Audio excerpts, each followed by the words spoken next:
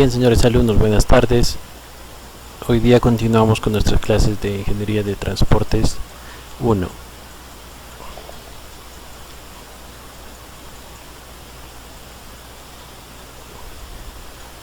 Bien, vamos a ver un video introductorio para lo que es nuestro tema de hoy, que es la introducción al diseño geométrico de proyectos viales.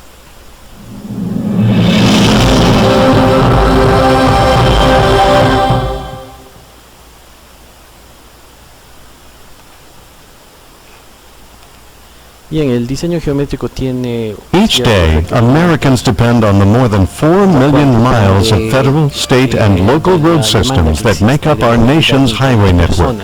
We drive these roads to get to work, move goods and freight, and to appreciate the vastness and wide array of parks, forests, cities, museums, beaches, and cultures the United States has to offer. The National Highway System, or NHS, makes up just a fraction of the nation's total road miles, yet it carries a significant percentage of all traffic. The NHS is a road system classification consisting of the interstate and other roadways of particular importance to the nation's economy, defense, and mobility. The state and local road systems make up the vast majority of remaining public streets and highways, which are also vital to our nation. Agencies at all levels of government are responsible for providing motorists a nearly uniform level of consistency by building and maintaining our nation's roads to a common set of geometric design features. These design features establish the physical aspect of our roadways, like the sharpness of a curve or width of a lane. You, as a local public agency, or LPA, are responsible for developing your federal aid project consistent with the applicable geometric design features for the type of highway system and type of project. Applying the appropriate geometric design features help to ensure the safe accommodation of traffic and freight while serving our nation's strategic and economic priorities. Geometric design requirements for roadways making up the NHS have been established by the Federal Highway Administration, or FHWA, to preserve a high level of mobility and safety. It is important for you to understand that the design requirements for projects affecting the NHS apply regardless of funding source. Federal aid projects on state or local roads must adhere to the geometric design requirements established by your state. The 4 primary geometric design requirements that may apply to your highway project are AASHTO's, a policy on geometric design of highways and streets, commonly referred to as the Green Book. The Green Book is maintained by an organization of state government transportation officials known as the American Association of State Highway and Transportation Officials, or AASHTO. AASHTO's a policy on design standards interstate system. Your state's approved 3R geometric design standards. Other state-approved design standards. To determine which design requirements apply to your highway project, you first should consider the type of project and where it's located. Project types generally fall into one of 3 categories based on the scope of work: new construction or reconstruction projects, resurfacing, restoration, or rehabilitation projects, more commonly referred to as 3R projects, and preventive maintenance projects. Geometric design requirements apply to projects on one of the following 4 categories of roads: an interstate, an NHS freeway, a non-freeway NHS route, or a non-NHS road. All new construction and reconstruction projects on the NHS, as well as any 3R projects on an NHS freeway, must be designed to meet the FHWA-adopted edition of the AASHTO Green Book. FHWA has also approved the use of state design manuals in lieu of the AASHTO Green Book in some states. AASHTO's A Policy on Design Standards interstate system are the design requirements for all new construction, reconstruction, or 3R type projects on the interstate highway system. A 3R type project located on the NHS but not on the interstate or an NHS freeway may be required to be designed according to your state's FHWA approved 3R design requirements. If your state does not have approved 3R design requirements, then either the AASHTO Green Book or your state's approved design manual requirements apply to your project. Maintenance design requirements as they vary in each state. If you are responsible for any type of project located off the NHS that uses federal aid funds, you must adhere to applicable laws and design requirements required by your state. The design criteria found in the AASHTO Green Book provide substantial flexibility to address specific conditions encountered on projects. Among the thousands of design features listed in the AASHTO Green Book, FHWA recognizes the following 13 criteria having considerable importance to the operational and safety performance of any highway: design speed, lane width, shoulder width, bridge width, horizontal alignment, vertical alignment, grades, stopping sight distance, cross slope, super elevation, lateral offset to obstruction, vertical clearance, structural capacity. The FHWA calls these critical elements the 13 controlling criteria, and these cannot be deviated from without first coordinating approval through your state DOT. If you determine that conditions warrant an exception to the applicable design requirement, then follow your state's procedures for requesting a design exception. Design exception requests must consider all project conditions, including compatibility with adjacent sections of road and the expected length of time before reconstruction of the section. Your written request should detail the considerations and engineering judgment used to analyze and justify the design exception. Include details of how you considered the costs and impacts of meeting the design criteria, the risks involved of not meeting the criteria, and any other relevant factors, such as traffic volumes or speeds, or the extent to which the design criteria cannot be met. If you are considering a design exception, it is important to emphasize the mitigation strategies you have considered to offset the risks of not meeting the design criteria. For example, what mitigation strategies could you consider to address a sharp, substandard curve ahead? In this situation, your goal is to consider features proven to help vehicles stay on the road to mitigate the risk of building a substandard curve. In this example, you could address this situation by including mitigation techniques such as the installation of warning signs or speed plaques, widening the roadway or shoulders, installing rumble stripes, adding super elevation, or incorporating a skid-resistant high-friction pavement surface. Your completed design exception request should be forwarded to your State Department of Transportation or State DOT, which is responsible for facilitating the review and approval process for design exceptions. Check your State DOT's procedures for design exceptions for projects located off the NHS. When a design exception is necessary, the key issue is to allow adequate time in your project planning to get the design exception approved so that your construction is not delayed. Finally, remember that you are required to meet these geometric design requirements on all federal aid projects. Doing so will help you avoid any unnecessary delay in receiving construction authorization for your federal aid project. Ya que es la única forma directrices, como habíamos visto, 13 directrices de este manual norteamericano para poder implementar un buen diseño geométrico. Entonces, ¿cuántas fases tiene la planeación y ejecución de un proyecto? En forma global se pueden definir en dos: preinversión e inversión, ¿no? Sabemos que esa es la definición que nos da el INVIERTE-P o el Ministerio de Economía y Finanzas.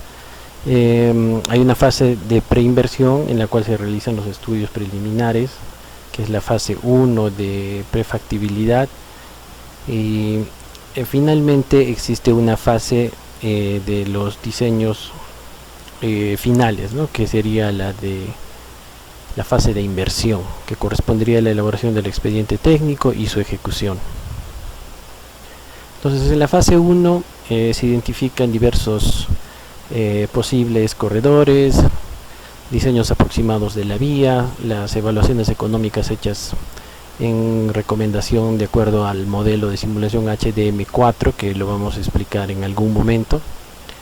Los proyectos urbanos pequeños no aplican este método, sin embargo, vías expresas, vías de evitamiento o proyectos carreteros ya consideran este tipo de simulación para evaluar la rentabilidad de esta vía, ¿no? Y básicamente en esta fase se evalúa la rentabilidad, si es que el proyecto es viable o no, de acuerdo a el modelo de evaluación de costo-beneficio, ¿no? Cuánto es el costo y cuánto es el beneficio o retorno social, que es el indicador principal para decidir si es que este es viable o no es viable. En la fase 2, que sería una fase de factibilidad, ya se profundizan con estos estudios. Se tiene un trazo definitivo de la vía, ya no estamos seleccionando por dónde va a ir, sino ya tenemos el diseño en planta. Se hacen unos diseños previos de lo que es el perfil de la vía, o sea, diseño en vertical. Se dan las secciones transversales, se precisan obras de drenaje y obras de drenaje superficial subterráneo y obras de arte o estructuras complementarias, que podrían ser puentes, muros de contención, pavimentos, etcétera. Se hace una evaluación económica, igual con este modelo HDM4, y ya con un mayor grado de confiabilidad se va ajustando un presupuesto casi real, ¿no? ¿Cuál es el objetivo? De demostrar ya la rentabilidad y pasar a la fase 3, que sería la fase de inversión.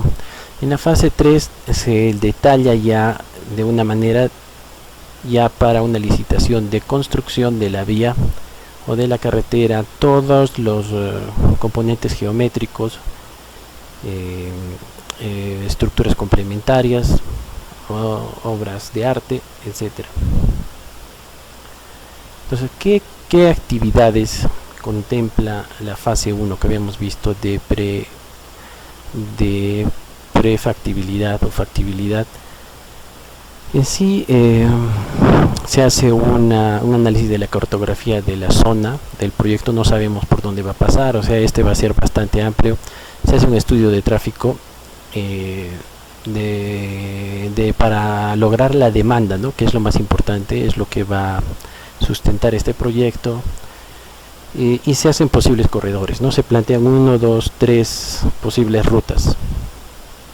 Luego se hace un reconocimiento aéreo, o puede ser a través de medios remotos, drones, cartas o imágenes digitales, ¿no es cierto? Se hacen restituciones, no se hacen levantamientos topográficos, sino se utiliza la restitución a través de estas imágenes que se han tomado, para así hacer una determinación de la velocidad, de una velocidad preliminar de diseño para los tramos homogéneos, ¿no? Dividimos esta vía en tramos homogéneos aproximados y se hace el trazo sobre este levantamiento topográfico digital remoto.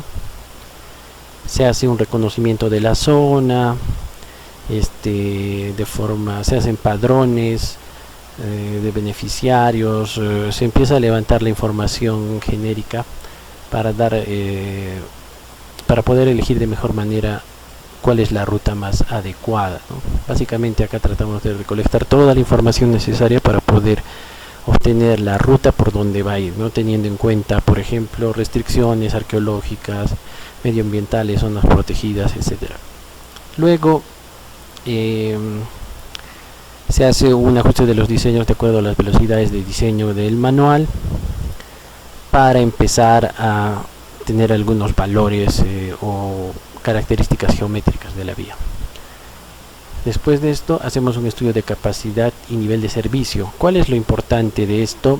Lo importante de esto es de que con la demanda existente, con el tráfico existente, debemos de tener un nivel de servicio, en el peor de los casos, de un nivel de servicio D para zonas urbanas y de nivel de servicio C para zonas rurales.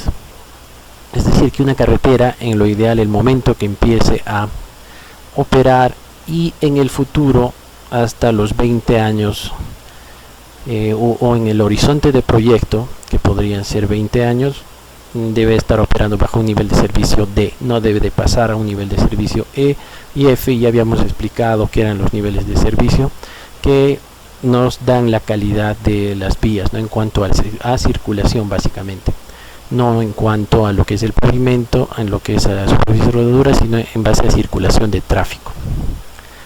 Luego de esto, de que esto se ha verificado y se ha verificado la sección transversal con el número de carriles adecuados para satisfacer un nivel de servicio, hacemos una asignación definitiva de la velocidad del diseño geométrico. Entonces empezamos a hacer ya los elementos en base a esa velocidad que hemos asignado, los radios de curvatura, las tangentes y el alineamiento horizontal y vertical. Pasamos a la fase 2. En la fase 2 ya afinamos todos, profundizamos estos estudios, hacemos un reconocimiento terrestre, vamos a campo, ¿no? Sacamos datos mucho más precisos, hacemos un replanteo del trazo que hemos elegido. En el anterior paso hemos elegido de estos 3 posibles, hacemos un replanteo de la ruta electa, hacemos un levantamiento topográfico en campo de esta ruta que hemos elegido. Esto podrían hacer con equipos de GPS precisión, estaciones totales, con un cierto nivel de precisión, de acuerdo a lo que nos pide la topografía vial. Luego hacemos un estudio estratigráfico del corredor de la ruta, ¿no? Para ver detalles, ¿no? Como posibles fallas geológicas, por ejemplo. Pasamos a un diseño geométrico definitivo en planta, en perfil, secciones transversales, etcétera. Todos los componentes necesarios, ya curvas horizontales, curvas verticales, ya para poder tangibilizar y modelar una posible carretera. Hacemos un primer estudio de impacto ambiental, en el cual nos va a mostrar todas los impactos que va a generar y la forma de mitigarlos. Hacemos unos estudios preliminares y complementarios, por ejemplo, de estabilización de taludes, manejos de botaderos, movimientos de tierras, canteras, concretos y pavimentos, diseño de obras de arte, de obras hidráulicas, entre otros, y hacemos el presupuesto, ¿no? Ya con todo esto afinado, sacamos un presupuesto de obras de estructuras, intersecciones, señalización, etcétera, mitigación ambiental y movimiento de tierras, todos los componentes, para tener un presupuesto ya definitivo de cuánto va a costar esta ruta selecta. Finalmente hacemos una evaluación económica final para ver si esta vía va a ser viable con esos ajustes que hemos sacado, y utilizando el modelo de simulación del HDM4, que es un modelo del Banco Mundial, que posteriormente lo vamos a ver, y se hace el informe final, ¿no? Con los planos y todos los anexos del estudio. En la fase 3 ya es netamente el expediente técnico, ya no hay, con diferencia a la anterior fase, ya no existe una evaluación de la rentabilidad. Se hace un levantamiento topográfico un poco más ancho del corredor, se hacen estudios profundos geotécnicos para determinar qué tipo de materiales vamos a tener para los diferentes diseños y para el movimiento de tierras. Hacemos el diseño del perfil de la sección transversal en función de los parámetros de la DG218, igualmente para el perfil las secciones transversales, hacemos toda una evaluación de movimiento de tierras que va a ir a favor de la elaboración de los costos y presupuestos y la maquinaria. Estudios complementarios, por ejemplo, adquisición de predios dentro de la zona, cómo se va a gestionar todo esto, estabilización de taludes, manejo de materiales para botaderos, materiales para rellenos,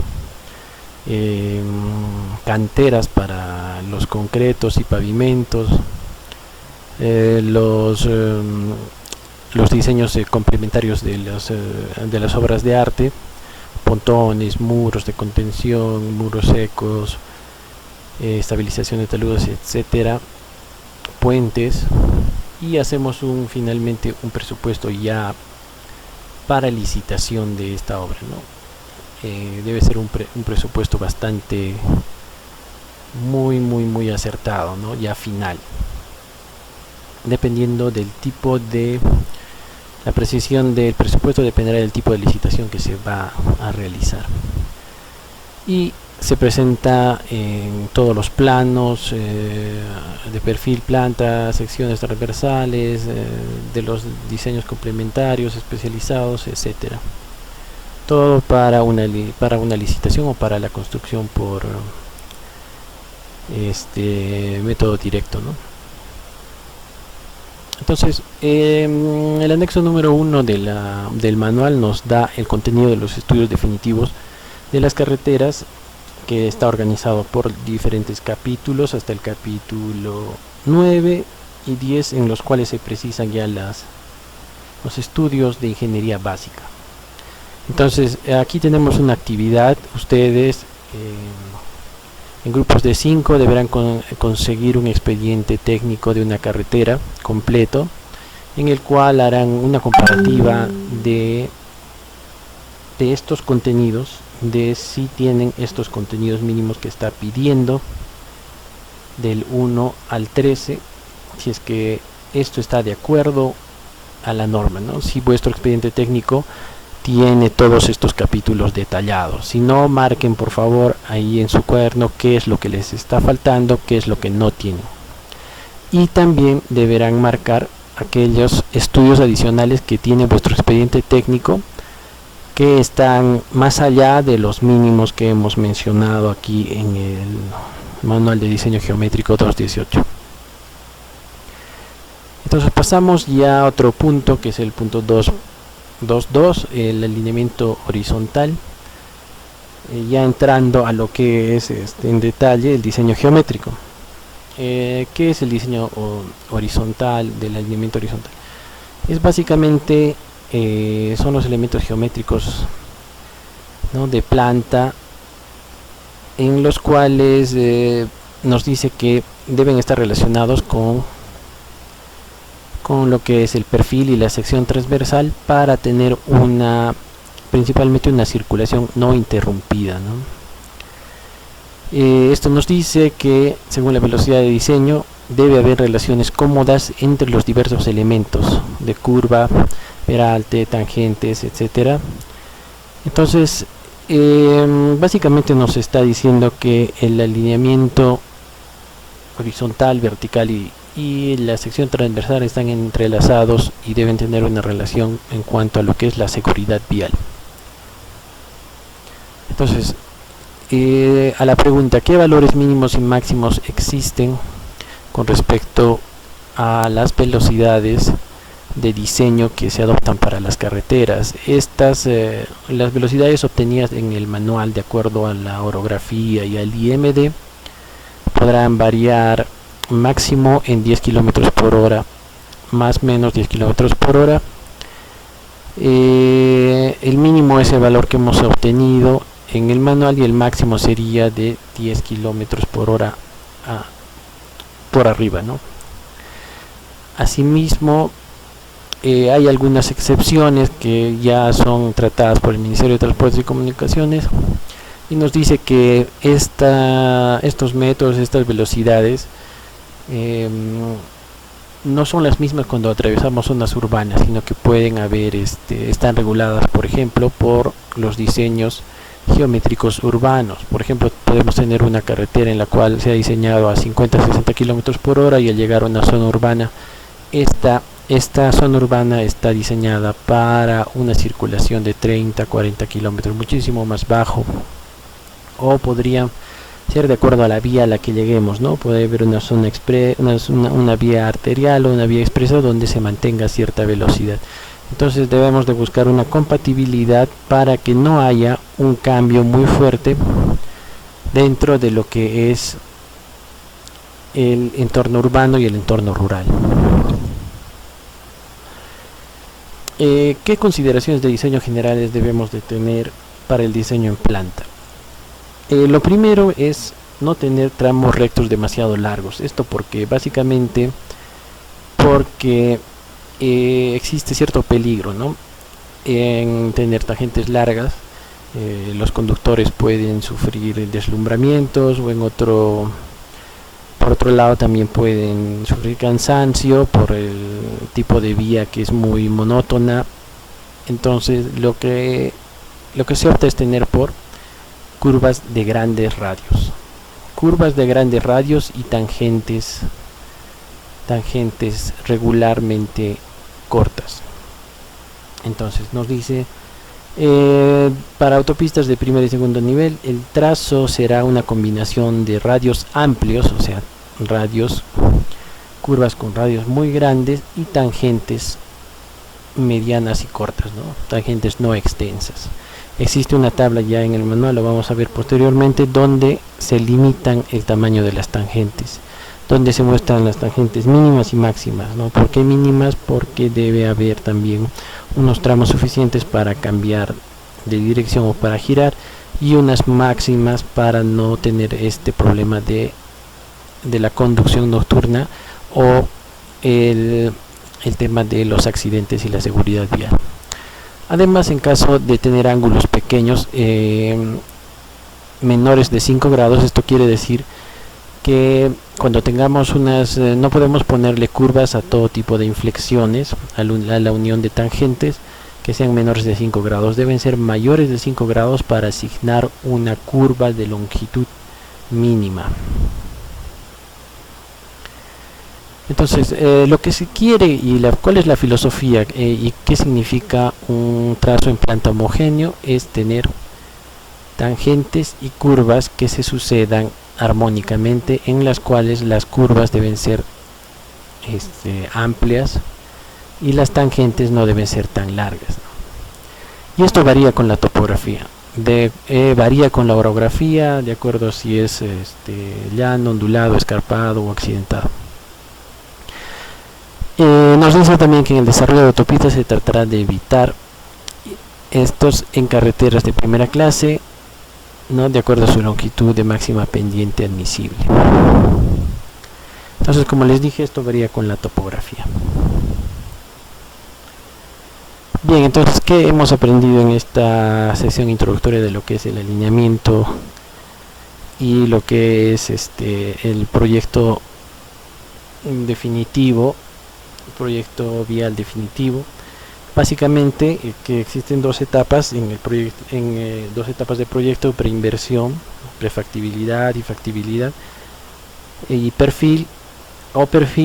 No nos mencionan que de acuerdo a la nueva Invierte P ya no existen estas fases de prefactibilidad y factibilidad que existían antes, de acuerdo a que los proyectos superaban los 10 millones o eran proyectos más costosos.